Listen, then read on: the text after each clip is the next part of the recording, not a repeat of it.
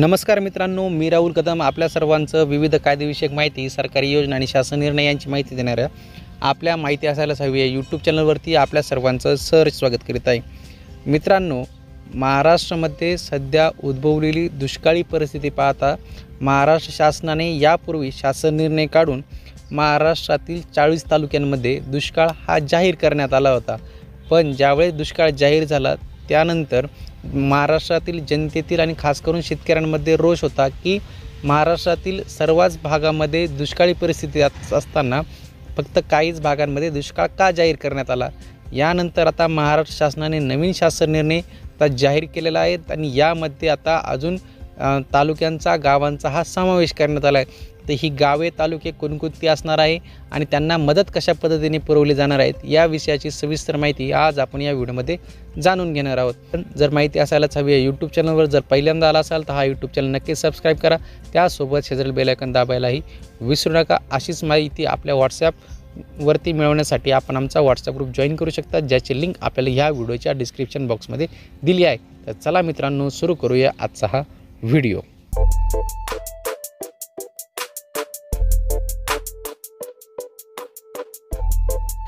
मित्रांनो, राज्यातील दुष्काळ घोषित केलेल्या 40 तालुक्यांव्यतिरिक्त इतर तालुक्यातील 1021 महसुली मंडळामध्ये दुष्काळ सदृश्य परिस्थिती घोषित करून सवलती लागू करण्याबाबतचा शासन निर्णय महाराष्ट्र शासनाच्या महसूल व वन विभागाने 10 नोव्हेंबर 2023 रोजी जाहीर केलेला आहे। तर हा शासन निर्णय काय आहे तो आता आपण समजून घेऊया।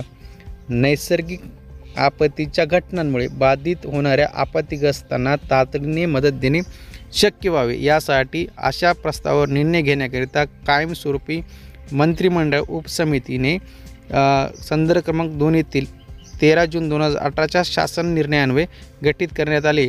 सदर मंत्रिमंडळ उपसमितीने जो काही शासन निर्णय 2018 सालीचे जे काही दुष्काळी कालावधी भविष्यात दुष्काळ उद्भवल्यास त्या दुष्काळी कालावधीकरता तातडीने उपाययोजना सुचवण्यासाठी जी काही सैन्य समिती गठीत करण्यात आली ती आणि तिला पूर्ण अधिकार हे देण्यात आलेले होते। त्यानुसार आता मंत्रिमंडळ उपसमितीची पुनर्रचना करण्यात आली आहे आणि दुष्काळ व्यवस्थापन संहिता 2016 तरतुदी निकष विचारात घेऊन आता महाराष्ट्र शासनाने 31 ऑक्टोबर 2023 रोजीच्या जो काही शासन निर्णयान्वये 40 तालुक्यांमध्ये दुष्काळ घोषित करण्यात आला होता। या व्यतिरिक्त राज्यातील इतर तालुक्यातील महसुली मंडळामध्ये जून ते सप्टेंबर 2023 या कालावधीत कमी पर्जन्यमान झालेल्या असलेले आढळून आलेल्या जे काही तालुके गावं होती त्यामध्ये आता दुष्काळ सदृश्य परिस्थिती घोषित करण्याची आणि ज्या काही सवलती लागू करण्याचा निर्णय या मंत्रिमंडळ बैठकीत घेण्यात आला आहे आणि तसा आता हा शासन निर्णय काढण्यात आलेला। आता हा शासन निर्णय काय आहे आणि यामुळे आता कोणकोणता फायदा तेथील नागरिकांना होणार आहेत ते आता आपण समजून घेऊया। शासन निर्णय राज्यातील दुष्काळ घोषित केलेल्या 40 तालुक्यांव्यतिरिक्त इतर तालुक्यामधील ज्या महसुली मंडळामध्ये जून ते सप्टेंबर 2023 या कालावधीत सरासरी पर्जन्यमानापेक्षा 75% कमी व एकूण पर्जन्यमान 750 मिलीमीटरपेक्षा कमी झाले अशा जे काही लिस्ट देण्यात आली ती आपण लिस्ट आता शेवटी बघणारच आहे या व्हिडिओच्या। एकूण 1021 महसुली मंडळामध्ये दुष्काळ सदृश्य परिस्थिती घोषित करून खालील सवलती लागू करण्यास शासनाने आता मंजुरी दिली आहे। आता त्या दुष्काळ जाहीर झाल्यामुळे आता तेथे नागरिकांना शेतकऱ्यांना कोणकोणत्या सवलती मिळणार आहेत तेही आता आपण एक एक करून समजून घेऊया। आता जेथे आता दुष्काळ नव्याने जाहीर करण्यात आले आहेत तेथील गावांना तालुक्यांना आता जमीन महसुलात सूट देण्यात येणार आहे। सहकारी कर्जाचे पुनर्गठन केले जाणार आहे। शेतीशी निगडित कर्जाच्या वसुलीस आता स्थगिती दिली जाणार आहे। कृषी पंपाच्या चालू वीज बिलामध्ये 33% आता सूट दिली जाणार आहे। त्यासोबतच शालेय महाविद्यालयीन विद्यार्थ्यांच्या परीक्षा शुल्कही माफ केलं जाणार आहे। रोजगार हमी अंतर्गत कामाच्या निकषात काही प्रमाणात आता शिथिलता आणली जाणार आहे। आवश्यक ते पिण्याचे टँकर पुरवण्याचा आता सरकार विचार करणार आहेत।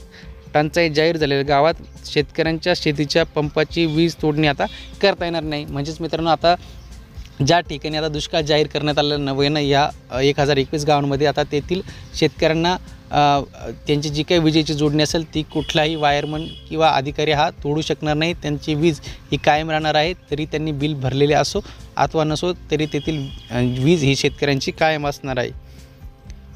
त्यासोबतच या आदेशांमध्ये देण्यात येणाऱ्या विविध सवलती पोटीचा आर्थिक भार हा संबंधीय प्रशासकीय विभागाने उचलावं, त्यासाठी आवश्यक निधी उपलब्ध करून द्यावा। या अनुषंगाने प्रासंगिक विभागाने त्यांच्या अधिपत्याखालील सर्व क्षेत्रीय यंत्रणांकरिता आवश्यक ते पूरक आदेश निर्गमित करावे। त्यानुसार प्रकरणाची पुढील उचित कारवाई करून कारवाईचा अहवाल हा संबंधित विभागांना सादर करायचा आहे। आता मित्रांनो, आता हा झाला शासन निर्णय। आता जी काही गावांची परिमंडळांची जी यादी आहे तीही आता आपण बघूया। आता यानुसार मित्रांनो, जे काही अकोला जिल्ह्यातील अकोट तालुका आहे त्यातील महसुली मंडळ ही इथे आपल्यासमोर दिसत असतील। हा जो काही सविस्तर शासन निर्णय असणार आहे, तुम्ही आपल्या इथे व्हिडिओ खाली त्याची लिंक दिलेली आहे, तिथून आपण तो डाउनलोड करू शकता। त्यासोबतच याची जी काही PDF GR आहे तो व्हॉट्सअप आणि टेलिग्राम ग्रुपवरती मी शेअर करणार आहे, आपण तो तिथूनही डाउनलोड करू शकता। याकरता आपण आमचे व्हॉट्सअप आणि टेलिग्राम ग्रुप जॉईन करू शकतात। या दोन्हींची ही लिंक आपल्याला या व्हिडिओच्या डिस्क्रिप्शन बॉक्समध्ये दिली आहे। यानंतर अकोला जिल्ह्यातील हे विविध जे काही तालुके आणि गावं आहेत त्यांचा समावेश झाला आहे। अमरावती जिल्हा असेल, अमरावती जिल्ह्यातील भातुकली, नांदगाव, खुर्द ही काही जी गावं आहेत, दापा वगैरे ही यांचाही समावेश इथे करण्यात आलेला आहे। यानंतर नांदगाव खुर्द जो काही तालुका आहे, धामणगाव, चांदूर रेल्वे, मोर्शी, चांदूर बाजार, तिवसा, अंजनगाव, दर्यापूर, अचलपूर तालुका जो आहे, वरुड, चांदूर बाजार, चिखलदरा यांचा समावेश झाला आहे। त्यानंतर अहमदनगर जिल्ह्यातील विविध तालुक्यांचा आणि गावांचा आता समावेश करण्यात आलेला आहे। यामध्ये पारनेर असेल, श्रीगोंदा, कर्जत, जामखेड, शेगाव, पाथर्डी, नेवासा, राहुरी, संगमनेर, अकोला आणि कोपरगाव या तालुक्यांचा समावेश आहे। त्यानंतर राहाता, श्रीरामपूर याही तालुक्यांचा आता समावेश करण्यात आहे, त्यातील विविध गावांचा समावेश आहे। ही सविस्तर यादी आपल्याला इथे उपलब्ध करून दिलेली आहे। त्यानंतर उस्मानाबाद, धाराशिव जो काही जिल्हा आहे तिचा समावेश करण्यात आलेला आहे।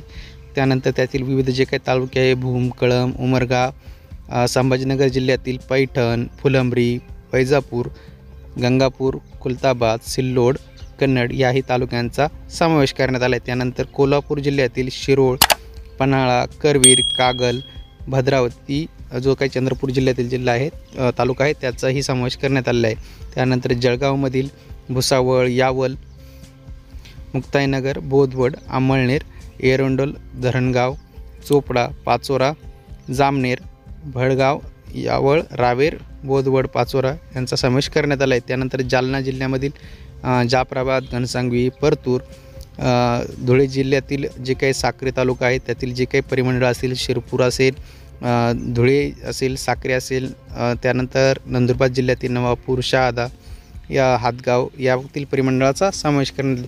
तर ही जी सविस्तर यादी आहे ती आपल्याला टेलिग्राम ग्रुपवरतीही देण्यात येणार आहे आणि हा शासन निर्णय आपण डिस्क्रिप्शन बॉक्समध्ये जाऊनही डाउनलोड करू शकतात।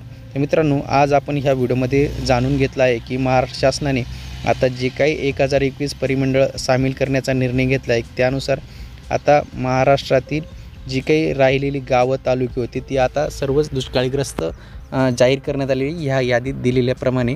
तर मित्रांनो, आपल्याला आजचा हा व्हिडिओ आवडला असेल, आपण माहिती असायलाच हवी यूट्यूब चॅनलवर जर पहिल्यांदा आला असाल तर हा यूट्यूब चॅनल नक्की सबस्क्राईब करा। त्यासोबत शेजारील बेल आयकॉन दाबायलाही विसरू नका।